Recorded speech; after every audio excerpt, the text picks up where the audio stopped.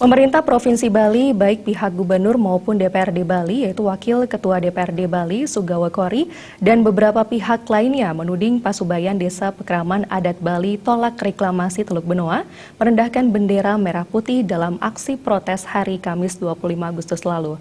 Namun aktivis Bali tolak reklamasi menegaskan tidak ada tindakan melecehkan simbol negara seperti yang dituduhkan.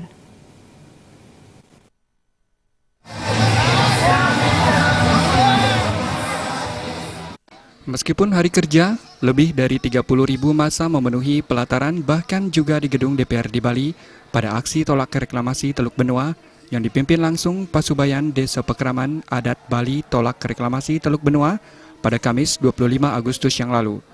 Keriuhan yel-yel dan lagu Bali tolak reklamasi bergema dalam aksi penolakan reklamasi Teluk Benoa membakar semangat massa dari desa-desa adat yang hadir dari berbagai penjuru Bali. Namun, alih-alih menindaklanjuti aspirasi penolakan reklamasi Teluk Benoa, pemerintah Provinsi Bali, baik pihak gubernur maupun DPRD Bali, yakni Wakil Ketua DPRD Bali, Sugawa Kori, dan beberapa pihak justru mencari-cari kesalahan dari aksi Pasubayan Desa Pekraman Adat Bali tolak reklamasi Teluk Benoa. Gubernur maupun DPRD Bali, yaitu Wakil Ketua DPRD Bali, Sugawa Kori, dan beberapa pihak tersebut menuding aksi tolak reklamasi merendahkan bendera merah putih, menuding bendera merah putih dikibarkan sejajar dengan bendera For Bali dan mengganti bendera merah putih dengan bendera lain.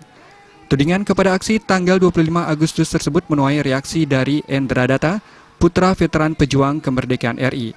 Sebagai putra veteran, Endra Data yang terlibat pada tiap aksi penolakan reklamasi Teluk Benoa menyatakan akan ada di garda depan jika ada pelecehan simbol negara.